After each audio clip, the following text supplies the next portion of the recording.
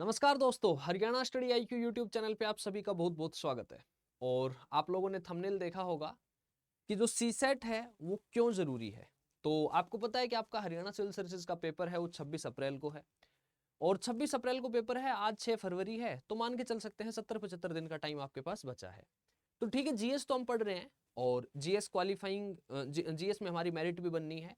But GS तो ठीक है तैयार कर रहे हो आप, बट गलती अब जो हमसे होने वाली है वो क्या है कि क्या होता है कि एक चीज का मतलब एक आभा मंडल तैयार कर देते हैं। हमने आभा मंडल तैयार किया हुआ है कि जीएस पढ़नी है, जीएस पढ़नी है, जीएस पढ़नी है।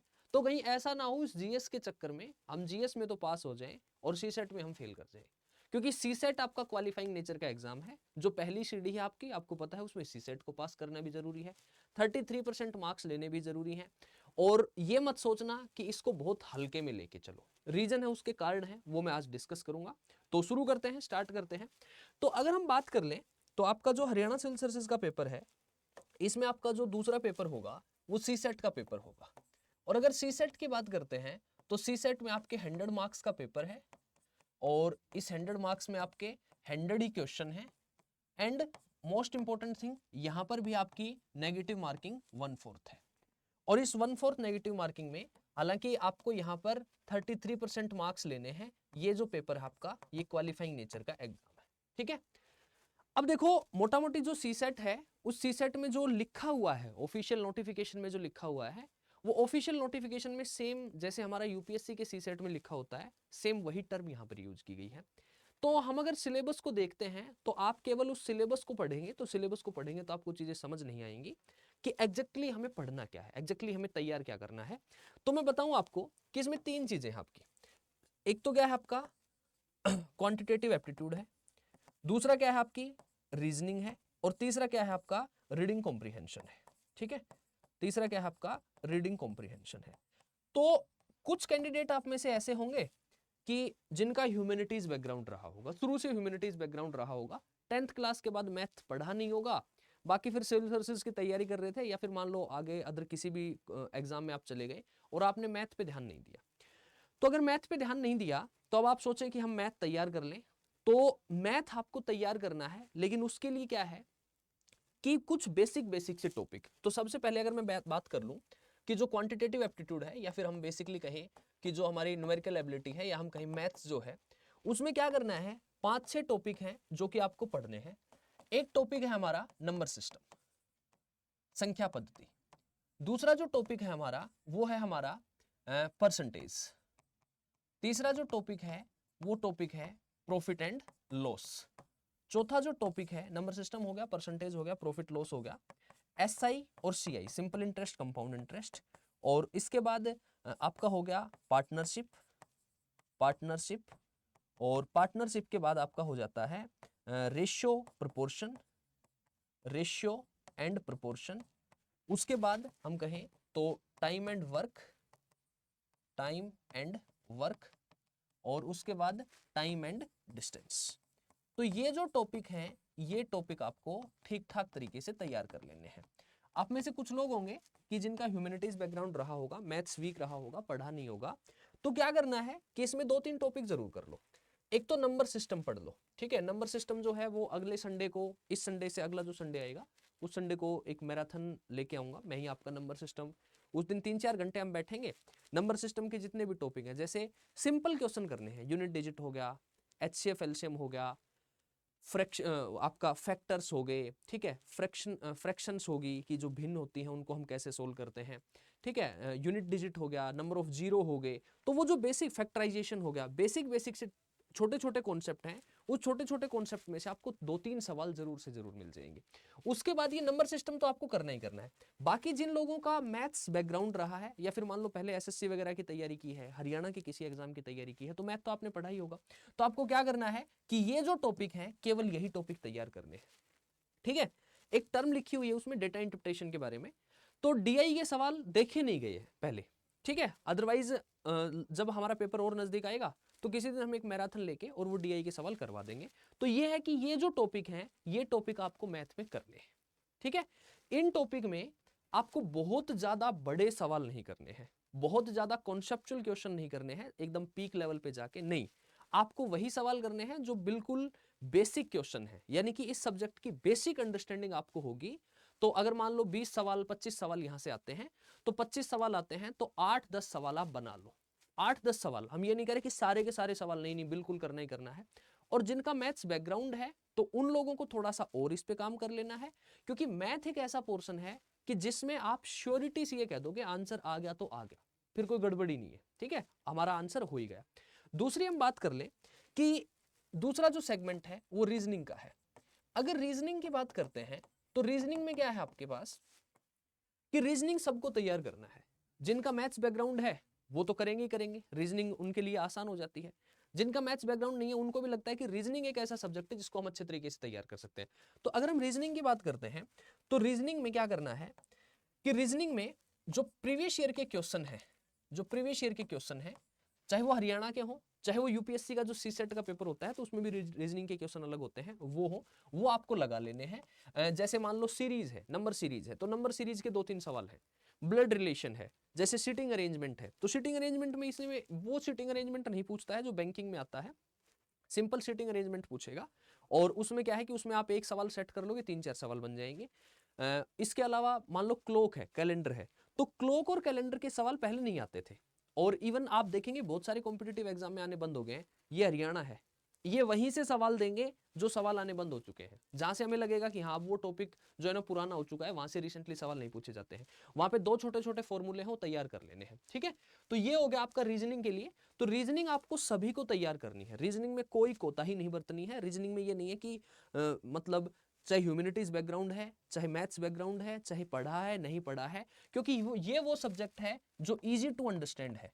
और कई बार हम क्या करते हैं, हम एक छोटा सा गलती करते हैं। हम गलती ये करते हैं, रीजनिंग ही तो है, कर लेंगे, और वो रीजनिंग फिर होती नहीं है। ये मैं बता रहा हूं आपको प्रैक्टिकली। वहां से रीजनिंग का मामला ऐसा है कि हमारे अंदर कॉन्फिडेंस होता है, रीजनिंग का सवाल बना लूंगा, और जब पेपर बनता है तो उसमें अगर 2-3 सवाल रीजनिंग के गलत हो गए, और वो सवाल इस वजह से गलत हो जाते हैं कि थोड़ी सी प्रैक्टिस नहीं होती है, उस पर थोड़ा सा काम कर लिया होता तो वो 2-3 सवाल हो जाते हैं और वो पेपर पास हो जाता। ठीक है, तो रीजनिंग में कोताही नहीं बरतनी है। ये नहीं समझना है कि रीजनिंग को पढ़ेंगे नहीं, रीजनिंग रोज पढ़नी है, रीजनिंग पढ़नी है। ये वो सेगमेंट है जो इजी है, जो पूरी की पूरी मार्किंग आपको दे के जाएगा। इसके बाद थर्ड जो सेगमेंट है वो है रीडिंग कॉम्प्रीहेंशन। रीडिंग कॉम्प्रीहेंशन, अगर हम रीडिंग कॉम्प्रीहेंशन की बात करते हैं तो कॉम्प्रीहेंशन का मामला, कॉम्प्रीहेंड का मतलब होता है टू अंडरस्टैंड, किसी चीज को समझना। तो आप लोग जीएस पढ़ रहे हैं, आप एनसीईआरटी पढ़ रहे हैं, तो रीडिंग वहां पे कर रहे हैं आप लोग न्यूज़पेपर पढ़ रहे हैं, रीडिंग वहां भी कर रहे हैं आप। और दूसरी बात इसके अलावा हम देखें तो कॉम्प्रीहेंशन में क्या होता है कि अगर एक कॉम्प्रीहेंशन है, उसके 5 सवाल है उसके नीचे, तो 2 से 3 सवाल आप बना लेते हैं। 1-2 सवाल होते हैं जो थोड़ा सा वो घुमा फिरा के पूछता है, जिस सवाल में हमें लगता है यार ये ऑप्शन भी हो सकता है, ये ऑप्शन भी हो सकता है, तो आप कोशिश करो रीजनिंग पूरी कर लो। कॉम्प्रीहेंशन में जो इजी क्वेश्चन हो वो इजी क्वेश्चन बन जाए। और मैथ्स के मैंने आपको बताया नंबर सिस्टम, प्रॉफिट लॉस और परसेंटेज, जो ह्यूमैनिटीज बैकग्राउंड से है वो। बाकी जिनका मैथ बैकग्राउंड है उनको तो मैथ पूरा ही करना है। तो भी क्या है कि हमारा काम हो जाएगा, 33% नंबर हमारे स्कोर हो जाएंगे। कॉम्प्रीहेंशन में क्या कर लेंगे, हम जो सवाल हमें आते होंगे वो कर लेंगे, रीजनिंग में हम अच्छे से तैयार कर लेंगे, और मैथ्स के हम ये 2 से 3 टॉपिक तैयार कर लेंगे। अगर ये 2-3 टॉपिक तैयार कर लिए, परसेंटेज कर लिया, नंबर सिस्टम कर लिया, प्रॉफिट लॉस कर लिया, तो ये 2-3 चैप्टर तैयार हो गए, तो मैथ में आप मान के चलो 7-8 नंबर का काम आपका वहां से हो गया। 20 नंबर का काम आपका कहां से हो गया, रीजनिंग से हो जाएगा। और मान के चलो 15 नंबर, 10-15 नंबर हमारा जो रीडिंग कॉम्प्रीहेंशन है वहां से काम हो जाएगा। तो इजिली हमारा सी सेट क्या हो जाएगा, पास हो जाएगा। मतलब अब जो बाकी टाइम बचा है, उस बाकी टाइम में रोजाना 1 घंटा आपको सी सेट को देना है। कहीं ऐसा ना हो सी सेट आपसे गलती करवा दे, क्योंकि कारण क्या है कि पेपर का पैटर्न बदला है, सिलेबस चेंज हुआ है, और ये हरियाणा है। ये हो सकता है एज इट इज यूपीएससी का सी सेट के सवाल उठा के और आपको दे दे, ये क्वाइट पॉसिबल है, बहुत ज्यादा पॉसिबिलिटी इस बात की। वहां से as it is copy paste किया और कॉपी पेस्ट करके यहां चेप दिया। तो इसलिए सीसेट के पिछले 5 साल के एटलीस्ट यूपीएससी के जो पेपर है, पीवाईक्यू जो है, वो यूपीएससी के पीवाईक्यू लगा लो। ठीक है, बाकी तो हमारी क्लासेस चली रही है, बैच में चली रही है, और ये 5 साल के सीसेट के पीवाईक्यू लगा लोगे, मोर देन इनफ है। हरियाणा के तो आप लगाओगे ही, हरियाणा के आप ये कहोगे हरियाणा के नहीं, वो तो लगाने ही लगाने हैं। बाकी एक बार 5 साल के यूपीएससी के PYQ और देख लो सीसेट के, 5 साल से ज्यादा पुराने नहीं देखने हैं, ठीक है, वो मोर देन इनफ है, दैट्स ओके, बस इससे ज्यादा नहीं करना है। तो ये क्या है कि हमारा 33% मार्क्स इसमें आ जाएंगे। इसके अलावा एक इंपॉर्टेंट डिस्कशन और है, वो ये कि आप जो लोग हरियाणा सिविल सर्विसेज की तैयारी कर रहे हैं और आप लोग हमारे साथ जुड़ना चाहते हैं, तो आपके लिए हमारा एक फाउंडेशन बैच है। और आपका एक डाउट हो सकता है कि फाउंडेशन बैच जो होता है वो सिलेबस 1 साल में पूरा करवाता है, तो हमारा सिलेबस कैसे कवर होगा? तो मैं बता दूं, इसके लिए आपको गूगल ओपन करना है, सर्च करना है स्टडी IQ। सबसे पहले आपको यहाँ इस लिंक पे क्लिक करना है। यहाँ इस लिंक पे क्लिक करेंगे तो आपको स्टेट PCS दिखाई देगा। यहाँ पर स्टेट PCS पे जब आप जाएंगे तो स्टेट PCS में जाने के बाद आपको क्या करना है, यहाँ पर हरियाणा पे क्लिक करना है और हरियाणा में आपको यहाँ पर दिखाई दे जाएगा आरंभ बैच। ये जो बैच है इसमें बाय नाउ पर क्लिक करना। प्राइस बाद में देखेंगे, पहले मैं इसके फीचर बता देता हूँ। इसको डाउनलोड कर लेंगे ब्राउजर को। इसमें देखो ये बैच आपका 7 फरवरी से शुरू हो रहा है, यानी कि कल से शुरू हो रहा है। इवनिंग में 6 बजे से 9 बजे तक क्लासेज होंगी और इस बैच में आपकी सारे डाउट क्लियर हो जाएंगे। 1100 घंटे की लाइव क्लासेज हैं, लाइव नहीं ले सकते तो रिकॉर्डेड क्लासेस हैं। नोट्स और क्रक्स है हिंदी और इंग्लिश में, 1-to-1 मेंटोरशिप है, प्रीलिम्स की टेस्ट सीरीज है, हरियाणा जीके की अलग से तैयारी है, डेली आंसर राइटिंग की प्रैक्टिस है, करंट अफेयर की क्लासेस भी हैं, करंट अफेयर की मैगजीन भी है। अब आपका डाउट हो सकता है कि यहाँ पर सीसेट कहाँ है, तो देखो यहाँ लिखा है special emphasis on the CSAT classes. तो सीसेट के पूरे टॉपिक क्वांट, रीजनिंग और आपकी एकदम शॉर्ट ट्रिक के साथ, क्लैरिटी के साथ हम आपको सीसेट यहाँ पे पूरा कवर करवाएंगे। उसके अलावा आप सोचेंगे कि इसमें सिलेबस तो इतनी लेट पूरा होगा, तो हमारे 2 फीचर है इसमें, एक गोल्ड है एक प्लेटिनम है। तो ये 1100 घंटे की class, mentorship by mentor, monthly current affair magazine और इंटरव्यू गाइडेंस प्रोग्राम, ये तो दोनों में है। लेकिन एक pre recorded foundation batch, prelims का क्रैश कोर्स का बैच, तो यहाँ पर देख सकते हैं कि प्रीलिम्स का क्रैश कोर्स का बैच और प्री रिकॉर्डेड फाउंडेशन बैच, ये दोनों हम आपको प्लेटिनम बैच में दे रहे हैं ताकि आपकी तैयारी में कोई रुकावट ना आए।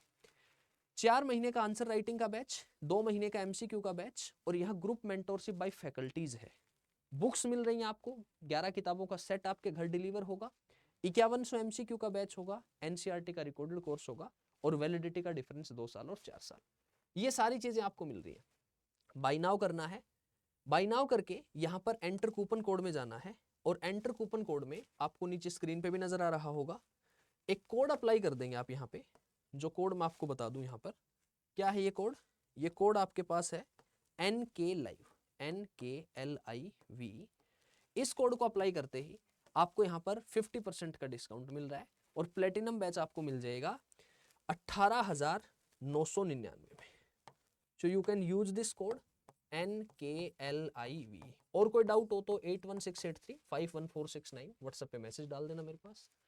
और ये जो गोल्ड बैच है ये 11,999 में आ जाएगा इस कोड के साथ। और अगर और कोई डाउट हो तो मेरी टेलीग्राम ID है geography bye Narendra sir, NARENDRA, वहां आप मेरे से कॉन्टैक्ट कर लेना। और अगले संडे को मैथ्स की मैराथन हम लेके आएंगे, नंबर सिस्टम हम आपका यूट्यूब पे कवर करवा देंगे। उससे अगले संडे किसी और टॉपिक को कवर कर लेंगे एंड धीरे धीरे हम यहाँ पे कर लेते हैं, ठीक है। तो लास्ट यही कहना है कि अपनी तैयारी करते रहिए, पढ़ते रहिए, और कोई डाउट है स्टडी IQ की तरफ से, हमारी तरफ से जो कुछ हेल्प आपको चाहिए, we are ready for that. Bye bye, see you, take care, best of luck.